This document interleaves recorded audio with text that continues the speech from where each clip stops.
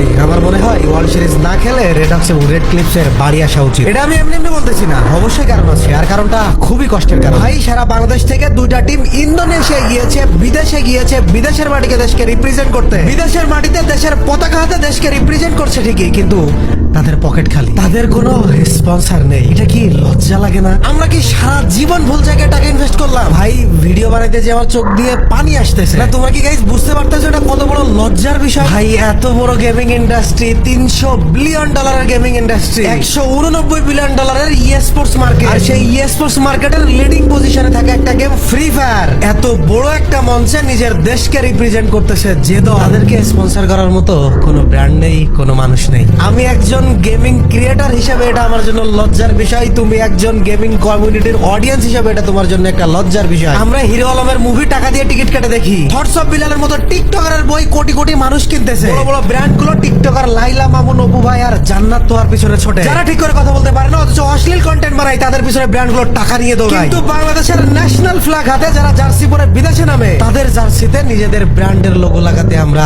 লাজুক। কাব্য ভাই কিছুক্ষণ আগে একটা পোস্ট দিয়েছে রেড ক্লিপস কে নিয়ে, সেখানে তিনিও দুঃখ ভারাক্রান্ত মনে এই পোস্টটা করেছেন। এক প্রকার কাব্য ভাই এই পোস্টের মাধ্যমে স্পন্সর ভিক্ষা চাচ্ছেন। না না, আমি কিন্তু তোমাদেরকে রেড ক্লিপস কে সহানুভূতি দেখাইতে বলছি না। ওরা যে কোন পর্যায়ে গেছে তা বাংলাদেশ না বুঝলেও অন্য দেশ ঠিকই বুঝবে। এজন্য ওদেরকে সহানুভূতি দেখানোর জন্য ভিডিও বানাইতেছি না। আমার ভিডিও বানানোর রিজন হলো বাঙালির লজ্জা। এই তরুণ বয়সী ছেলেরা রাস্তায় দাঁড়িয়ে নিজের জীবন দিয়েছে কি জন্য? নিজের দেশকে ভালো জায়গায় দেখতে চায় এজন্য, নিজের দেশের একজন গর্বিত নাগরিক হিসেবে নিজেকে প্রতিষ্ঠিত করতে চায় এই জন্য। কিন্তু আমাদের দেশ কি কখনোই ভালো হবে? এ দেশ জানাই না কোথায় টাকা ঢালতে হবে আর কোথায় টাকা ঢালতে হবে না। তুমি জানো এই গেমিং মার্কেট 2025 সালে $189 বিলিয়ন, যেখানে 3.6 বিলিয়ন শুধু ই স্পোর্টস প্লেয়ার, মানে পৃথিবীর প্রায় অর্ধেক ইন্টারনেট ব্যবহারকারী জনগণ কোনো না কোনো ভাবে গেমের সাথে জড়িত আছে। ই স্পোর্টস এর global viewership 640 million. Already world wide ভাবে এই ই স্পোর্টস প্লেয়ারদেরকে স্পন্সর করতেছে মাস্টার কার্ড, নাইকি, BMW এর মতো কোম্পানি। সেখানে বাংলাদেশের ব্র্যান্ডগুলো লাইলা মামুনের কন্টেন্টে স্পন্সরশিপ দিতে পারতেছে, অথচ রেড ক্লিপস কে নয়। অথচ আমাদের দেশের সোনা ছেলেরা যে বিদেশের মাটিতে গেছে দেশকে রিপ্রেজেন্ট করতে, এটা নিয়ে সরকারি কোনো পর্যায় থেকে আমরা একটা বিবৃতিও পাইনি।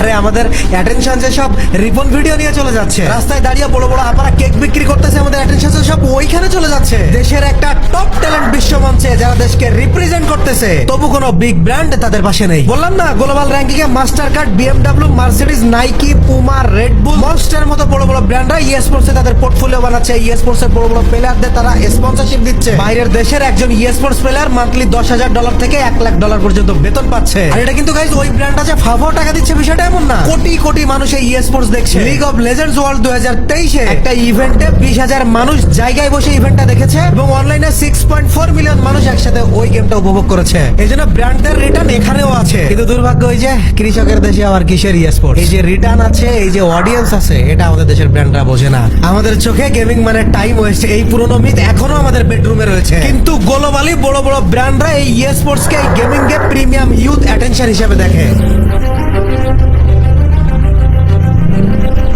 সিরিয়াসলি গাইস, ব্যাপক রাগ উঠে গেছে। কিন্তু এখন মুখ খুলে জোরে যদি একটা কথা বলতে চাই, সেকেন্ড চ্যানেলে একটা কন্টেন্ট বানাই, সাথে সাথে একদল এসে বলবে হেই ফ্রি ফায়ার তো ব্যান। মানে বাঙালির ভাই কপালটাই খারাপ। আজকে যদি রেড ক্লিপস রেডক্স বাংলাদেশের প্লেয়ার না হয়ে অন্য দেশের একটা ই স্পোর্টস প্লেয়ার হইতো, তোমরা কল্পনাও করতে পারো না ওদেরকে কি পরিমাণে সম্মান দেওয়া হইতো। আমার ভাই আজকে অনেক ক্ষোভ, কারণ আমার দেশের পতাকা নিয়ে যারা বিদেশে গেছে দেশকে রিপ্রেজেন্ট করতে, তাদের স্পন্সর নেই। শুনতে কেমন একটা লাগে না? মনে হয় না আমরা গেমিং ইন্ডাস্ট্রিতে কতটা পিছিয়ে আছি? আমাদের দেখে তো বাইরের মানুষরা হাসাহাসি করবে, আর অলরেডি হাসাহাসি করতেছেও। যেখানে বাইরের টিমের জার্সিতে দেখবা লোগোর অভাব নেই, ইভেন লোগো ঢোকানোর জায়গা নেই, সেখানে আমার দেশের সোনার সন্তানরা নিজের পকেটের টাকা খরচ করে জার্সি পরে নিজের পকেটের টাকা খরচ করে গেম খেলবে। এটা কিন্তু শুধুমাত্র টাকা খরচের বিষয় না, এটা হলো বাংলাদেশ ই স্পোর্টস কে কতটা ভ্যালু দেয় সেটার প্রমাণ। রাশিয়া থেকে মেয়েরা এসে লালনের মেলায় যাচ্ছে, সেখানে বাংলাদেশের মেন স্ট্রিমের সমস্ত মিডিয়া ওইখানে পড়ে আছে। ই স্পোর্টস দেশকে রিপ্রেজেন্ট, হিসাব দেখার সময় তো কারণ নেই। এখন সবই বুঝলাম, কিন্তু জন্মে যখন ফেলেছে এই দেশে, এখন সমাধান কি? সমাধান আর কি দেবো বলো, নিজেই ক্ষোভে ফেটে পড়েছি। তারপরও আমার দিক থেকে যতটুকু করার, আমি তোমরা এই কয়েকটা অডিয়েন্স আছো, তোমাদের উদ্দেশ্যে বলি, তোমরা এটা নিয়ে হাইপ তৈরি করতে পারো। বিভিন্ন ফেসবুক পেজ, বিভিন্ন ইউটিউবে, বিভিন্ন প্ল্যাটফর্মে তোমরা এটা নিয়ে লেখালেখি করতে পারো। যারা কন্টেন্ট ক্রিয়েটর আছো তারা ভিডিও বানাইতে পারো যে এত বড় প্ল্যাটফর্ম আর এত বড় জায়গায় নিজের দেশকে যারা রিপ্রেজেন্ট করতে যাচ্ছে, যাদের হাতে বাংলাদেশের পতাকা, আজকে লাইলা মামুনের পিছনে ব্র্যান্ডটা ঘুরে বেড়াইলেও এইরকম জায়গায় কোনো ব্র্যান্ড নেই তাদেরকে স্পন্সর করবে। এটা বাংলাদেশ গেমিং কমিউনিটির জন্য দুঃখজনক, এটা বাংলাদেশ গেমিং কমিউনিটির ইতিহাসের জন্য দুঃখজনক। দেখো একটু লেখালেখি করে অন্তত একটু ভিডিও টিডিও বানিয়ে সামহাও কোনো ভাবে বাংলাদেশের মেন স্ট্রিমে যে সমস্ত মিডিয়া গুলো আছে তাদের একটু দৃষ্টি আকর্ষণ করতে পারো কিনা। যদি তোমরা সবাই মিলে এটা নিয়ে কথা বলো, আমরা এই ভিডিওটা সব জায়গায় ছড়িয়ে দাও, ইভেন তোমরা নিজেরা এটা নিয়ে লিখতে পারো, তাহলে বাংলাদেশের মেন স্ট্রিমে যে মিডিয়া গুলো আছে তাদের অবশ্যই চোখে পড়বে। তারা যখন নিউজ কভার করবে ইনশাল্লাহ অবশ্যই তারা স্পন্সর পাবে। তবে হ্যাঁ, আমরা এই ভিডিও ছড়াই দেওয়ার আগে, এই ভিডিও শেয়ার করার আগে বা এই লড়াইয়ের আগে তোমাদেরকে একটা কথা ক্লিয়ারলি বলে রাখি, আমরা কিন্তু শুধুমাত্র ওদের স্পন্সর পাওয়ার জন্য এই লড়াই নামছি না। আমাদের এই লড়াই বাংলাদেশ স্পোর্টস এর ভবিষ্যতের জন্য, আমাদের এই লড়াই বাংলাদেশ গেমিং কমিউনিটির সম্মানের জন্য। সাকিবুল হাসান বড় ক্রিকেটার হয়ে আপনাদের টাকায় স্যালারি পেয়ে বিদেশে গিয়ে এখন জুয়ার প্রমোশন করবে, তাও আপনাদের মেন স্ট্রিমের সমস্ত মিডিয়া তার দিকেই তাকায় থাকবে।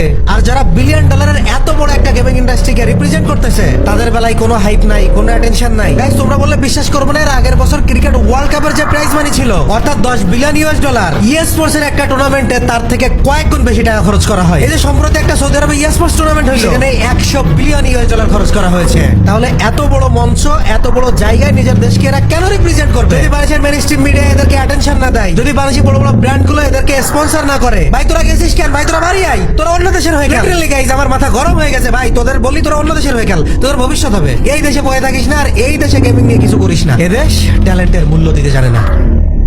কাব্য ভাইয়ের পোস্টটা দেখেই সাথে সাথেই আর কি খুব রাগ হচ্ছিল। আজকে কিন্তু আমার ভিডিও দেওয়ার দিন না, আমি কালকে ভিডিও দিছি, আগামীকাল একটা ভিডিও দিতাম ইনশাল্লাহ। কিন্তু ভাই খুব খারাপ লাগছে, মনে হয়েছে বিষয়টা তোমাদের জানাই। এটা শুধুমাত্র যে জানাচ্ছি বিষয়টা এমন না, আমার যে ক্ষোভ, আমার যে রাগ হচ্ছে এটা তোমাদেরকে অন্তত বলি যে এটা আমাদের জন্য কত বড় অপমান তোমরা জানো। তোমরা হয়তো যারা ছোট মানুষ তারা বুঝতে পারতেছো না গাইস, এটা যে আমাদের জন্য কত বড় অপমানের একটা বিষয়। এটা যে শুধুমাত্র স্পন্সর করতেছে না তাই না, এটা আমাদের সম্মানের প্রশ্ন। তো তোমাদের বলবো যার যার জায়গা থেকে এই বিষয়ে কথা বলো, নিজেদের সম্মান আদায় করে নাও। মনে রাখো ক্রিকেট ফুটবলের মতো তুমিও একটা স্পোর্টস এ নিজের অবদান রাখতেছো, দেশকে এগিয়ে নিয়ে যাওয়ার জন্য অবদান রাখতেছো। তোমারও কথা বলার জায়গা আছে, এখানে সম্মান পাও তোমার অধিকার, আর তুমি সেই অধিকার আদায় করে নাও। তো সবাই এই বিষয়ে কথা বলো, ভিডিও বানাও, এই ভিডিওটা শেয়ার করো তোমার প্রতিটি পরিচিত মানুষদের কাছে। আমি আর আজকে কিছু বলতে পারতেছি না গাইস, আজকে ভিডিও এই পর্যন্তই। আমি আর আউটরো দিব না, বাদ এখানে বন্ধ করে দেবো, শেষ।